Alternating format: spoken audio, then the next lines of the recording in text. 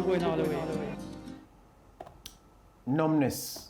That's the sensation racing stakeholders and fans report feeling upon hearing that the 18-time champion trainer and Hall of Fame inductee Wayne "the Kid" Dacosta had died at the University Hospital of the West Indies. Among those in Dacosta's small inner circle is the noted Jamaican attorney and former racehorse owner Gordon Robinson. Robinson, who writes and tweets under the nom de plume Terrible Tout, has used Twitter as a table to help bear his sorrows. This is what he has been posting. For the rest of this month, as I watch politicians who exempted themselves from all rules imposed to ensure balance between lives and livelihoods line up to be further protected by vaccination ahead of the most vulnerable, I remember 500 plus unprotected and gone. He's talking about the COVID-19 death toll in Jamaica, but especially my friend Wayne. I'll be very angry.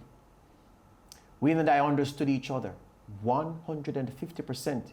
He was the one and only person outside of Costa, that's his home, that I could rely on to keep my secrets, and he relied on me to keep his. And trust me, we had a few.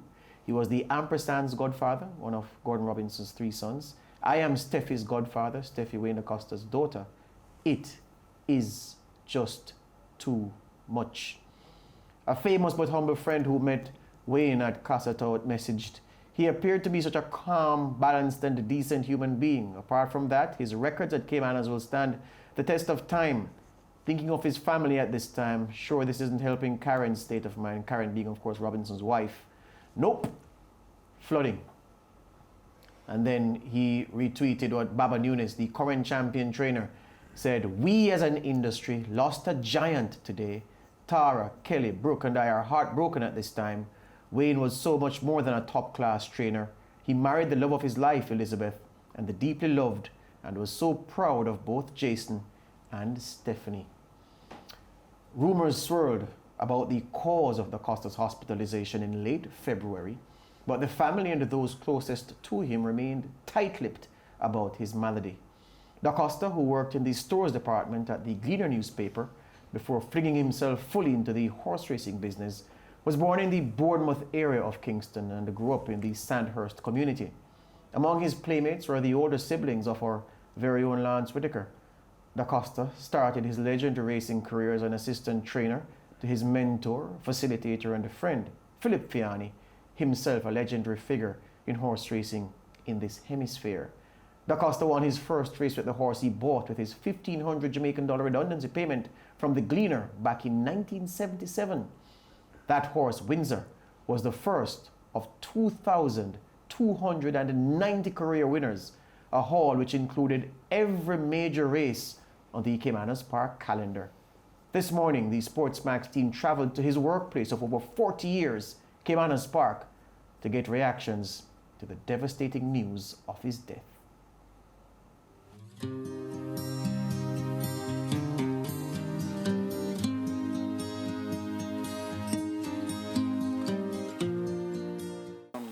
Extreme sadness, especially for his wife and Stephanie and Jason, his 2 children.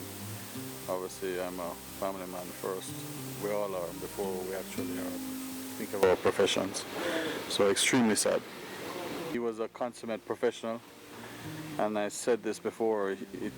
Wayne is who motivated me to become the trainer that I am today. In other words, to become a champion trainer, I had to adapt his basically his outlook on professionalism as to how to get the job done, and you know, he drove me to reach to these heights, and I cannot thank him enough. I'm sorry that he's gone now without me having the opportunity to tell him so. It wasn't even the style of training, it was the passion he had for horse racing. He was a passionate man in general. He loved his family passionately, and he loved horse racing. That's what his passion was. He ate it, breathed it, lived it, and that's what basically I learned from him was that's what you needed to do to be a champion trainer. Since this morning when the news first came out, we kind of went by the stables and kind of had a little quiet moment with the grooms and his team that have backed him for so many years His two assistants, Greg and Linval, were there. Our team members in the racing office, we also had our own quiet moment as a team, reflecting on some of the things that Wayne achieved and helped us to push the thoroughbred racing industry forward. We'll certainly miss his competitive spirit. He's created so many champions, whether jockeys through his talent, or molded so many thoroughbreds into champions for owners. And these are the things that we will certainly miss from Wayne. He was really a champion of champions and a true professional, if ever there was one, in his craft of being a thoroughbred racehorse trainer. And on behalf of SVREL, in particular the racing department, our sincerest condolences to his wife Elizabeth, son Jay, Stephanie, and the rest of his family. Our hearts go to them. So he's going to be really missed. He was in a very serious condition, but actually hearing the news, it still brings some amount of shock to me and I guess to the industry. That Wayne was a real racing person. He was highly invested in racing. He really and truly loved racing. If he wasn't training, he was watching racing, simulcast racing. His life was really and truly devoted to racing. The entire family, basically, the racing family. As Jason's a very good trainer and doing well in the States. Elizabeth is part of the racing team, his wife. So it's a real racing family, and he was really competitive. And as he's playing, this is the biggest loss the racing industry has ever seen in the history of Jamaican horse racing.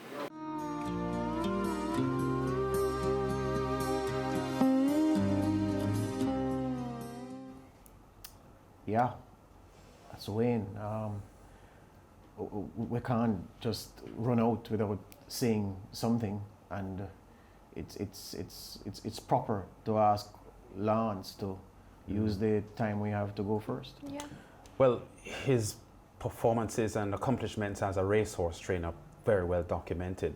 His numbers significantly better than most in the sport in Jamaica and indeed the Caribbean. But I knew Wayne Dacosta even before he became a racehorse trainer.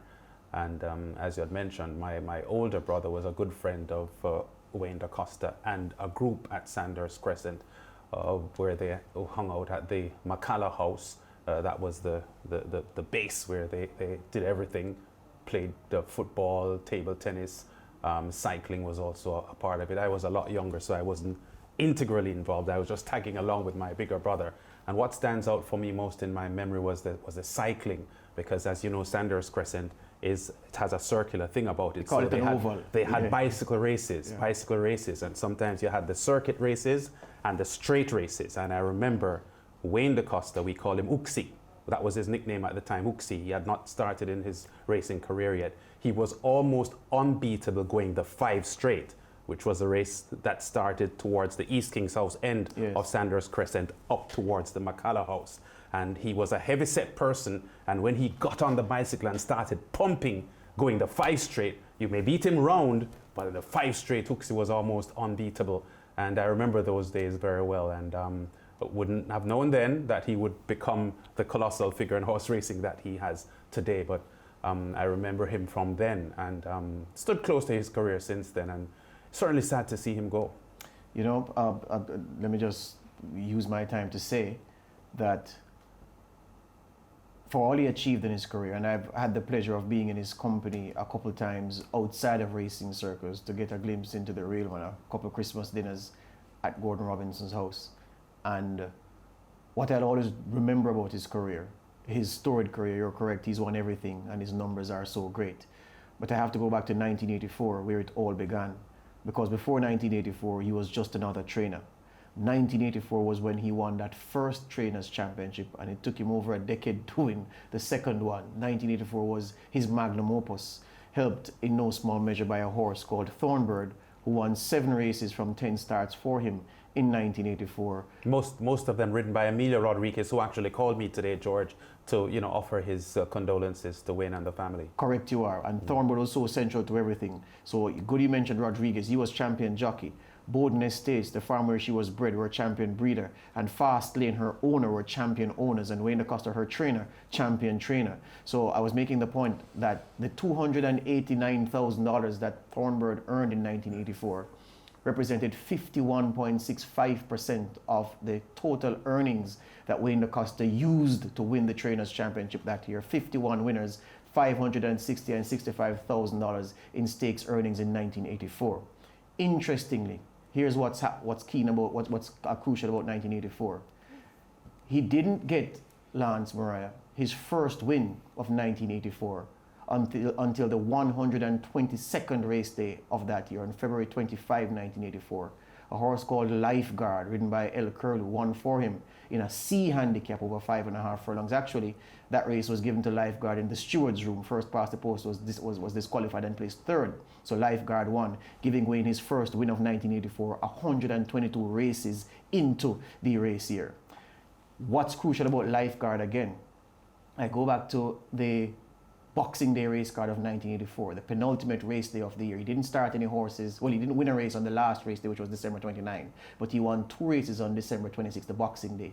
His last winner of 1984, remember Lifeguard was the first winner. His last winner was a horse called The Dragon, ridden by Glenmore Mayhew over 7.5 furlongs, another C-class race. But Lifeguard, who won the first race for him in 1984, came back to win the second to last race for him. And remember I said that Lifeguard won a C-class race in February 1984?